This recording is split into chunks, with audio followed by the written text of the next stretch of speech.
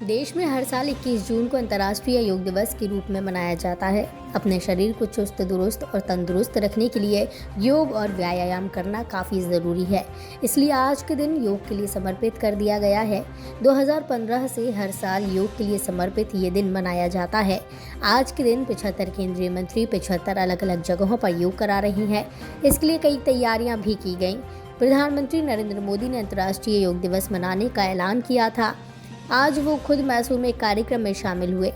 तो आज अंतर्राष्ट्रीय योग दिवस के अवसर पर हम आपको बताने वाली हैं कि योग कैसे किया जाता है, इसका अर्थ क्या है और कैसे इसकी मदद से तमाम बीमारियों को दूर कर सकती हैं। योग शब्द 19वीं शताब्दी में संस्कृत से लिया गया है, जिसका अर्थ है संघ, आसन या मुद्रा। योग सिर्फ एक शारीरिक अभ्यास नहीं है, बल्कि आध्यात्मिक उन्नति का मार्ग है, जिसमें हम सभी कल्पनाओं से परे आयाम की एक झलक देख सकते हैं। योग एक विज्ञान है। ये शरीर, मन और आत्मा को एकजुट करती है। ये हर व्यक्ति को शांति और आनंद प्रदान करता है। व्यक्ति के व्यवहार, विचार और प्रवाह में भी परिवर्तन लाता है। रोज योग करने से शांति, संवेदनशीलता, अंतर्ज्ञान और जागरूकता बढ़ती है। ये प्राचीन पद्धति है। इससे न केवल बीमारियों का उपचार किया जाता है, बल्कि शारीरिक व मानसिक कमियों को भी दूर किया जाता है। साथ ही जीवन में नई ऊर्जा का संचार होता है। शरीर, मन, मस्तिष्क के स्वस्थ रहने से आप स्वयं को भी स्वस्थ महसूस कर सकते हैं। शरीर, मन और आत्मा को एक साथ लाने का काम योग के द्वारा किया जाता है।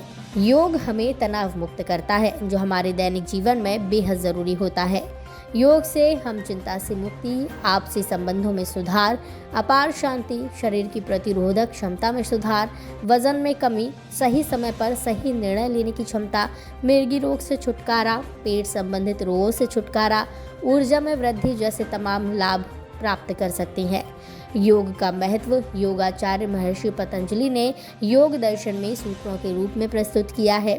आज वही योग दुनिया भर में प्रसिद्धि पा रहा है। योग का अर्थ है जोड़ना। जीवात्मा का परमात्मा से पूरी तरह से एक हो जाना ही योग है। हम आपको बताते हैं अब कुछ आसन और उनके लाभ के बारे में। अर्ध मत्स्येंद्रासन, इसे हाफ स्पाइनल ट्विस्ट पोज भी कहा जाता है। इसे करने से पीठ दर्द में राहत और कठोरता से राहत मिलती है। ये छाती को खोलता है और फेफड़ों में ऑक्सीजन की आपूर्ति बढ़ाता है।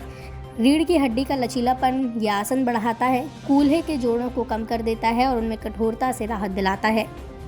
बद्ध पद्मासन, इसे लॉक द लोटस पोज भी कहा जाता है। इसे करने से घुटनों और कूल्हों के जोड़ों का लचीलापन बढ़ता है। कंधों, कलाइयों, पीठ, घुटनों, उंगलियों में खिंचाव लाता है और उन्हें मजबूत बनाता है।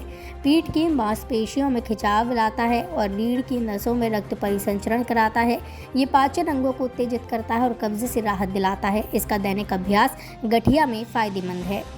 भद्रासन, ये आसन ध्यान में बैठने के लिए उपयोगी है। इससे एकाग्रता शक्ति बढ़ती है, दिमाग तेज होता है, मन की चंचलता कम होती है, प्रजनन शक्ति बढ़ाता है, पाचन शक्ति ठीक रहती है। भुजंगासन, ये पेट की स्नायुओं को मजबूत बनाता है, संपूर्ण पीठ और कंधों को पुष्ट रखता है, रीढ़ की हड्डी का ऊपर वाला मझला हिस्सा लचीला बनाता है, कंधे और गर्दन को तनाव मुक्त करता है। धनुरासन, ये रीढ़ की हड्डी और पेट की स्नायु को बल प्रदान करता है, छाती, गर्दन और कंधों की जकड़न दूर करता है, रीढ़ की हड्डी को लचीला बनाता है, तनाव और थकान से निजात दिलाता है। योगाचार्य महर्षि पतंजलि के अनुसार अपने चित्त को एक ही जगह स्थापित करना योग है। योगेश्च चित्तवृत्ति निरोध।